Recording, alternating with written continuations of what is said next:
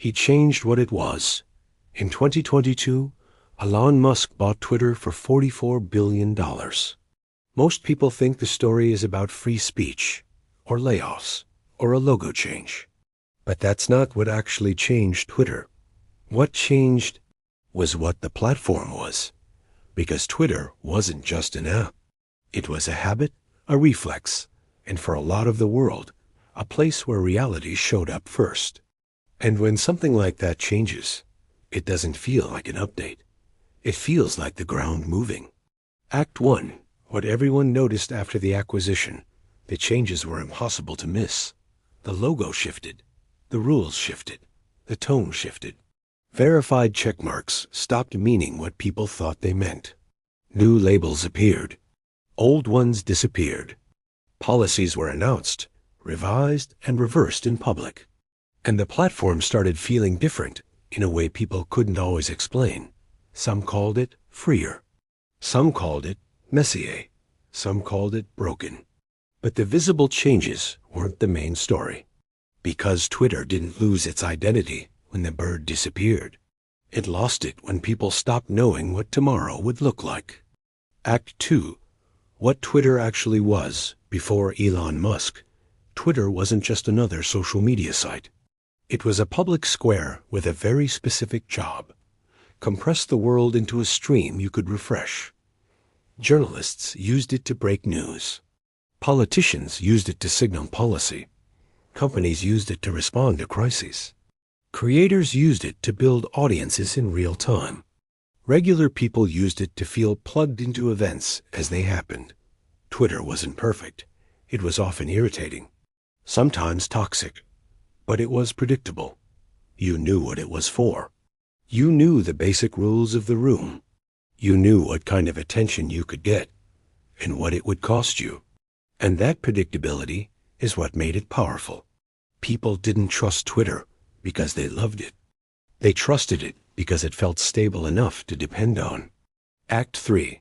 The shift in power. When Elon Musk bought Twitter, something fundamental changed. Not the code, not the interface.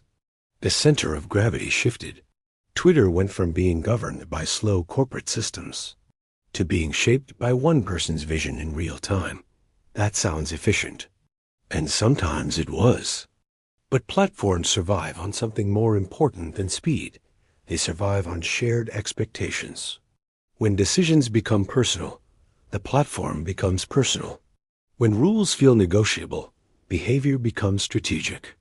When tomorrow feels uncertain, people stop building on top of it.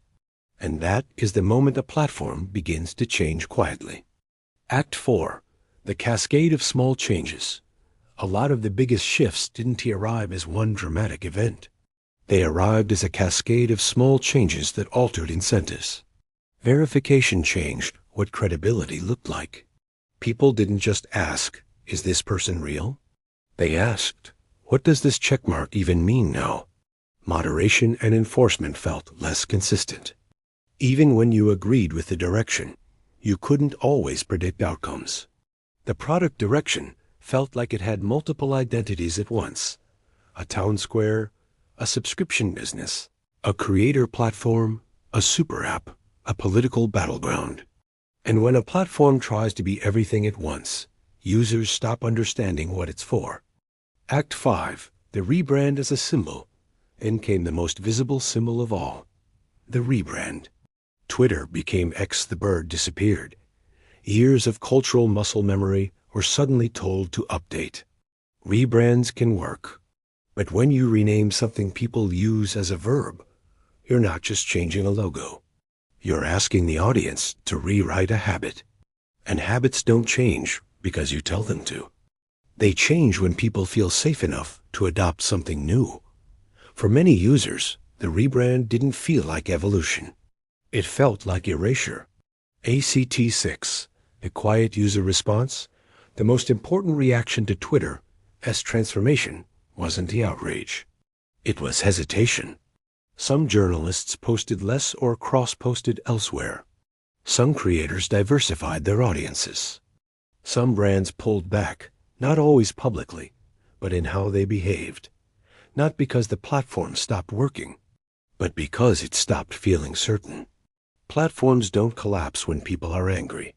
They weaken when people stop depending on them.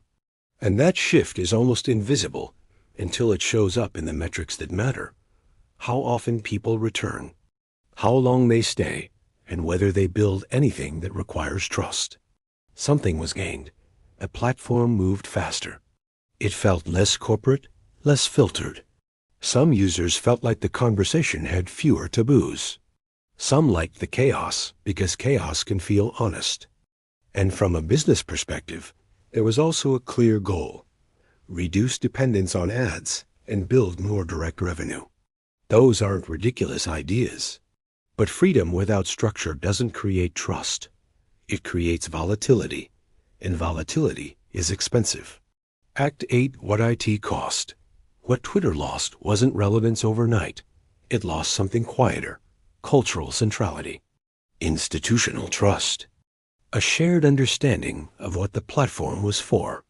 Once that shared understanding breaks, every user starts asking a private question: is it still worth building my attention here? And the moment enough people ask that question, the platform doesn't die with a bang. It becomes optional. Act 9: The Real Lesson. This story isn't really about Elon Musk. It's about platforms. Platforms don't belong to the people who own them. They belong to the people who recognize themselves inside them. When that recognition disappears, engagement doesn't explode. It erodes. Quietly, gradually, and then all at once. Elon Musk didn't just buy Twitter. He changed what it was. And the cost of that change is still unfolding.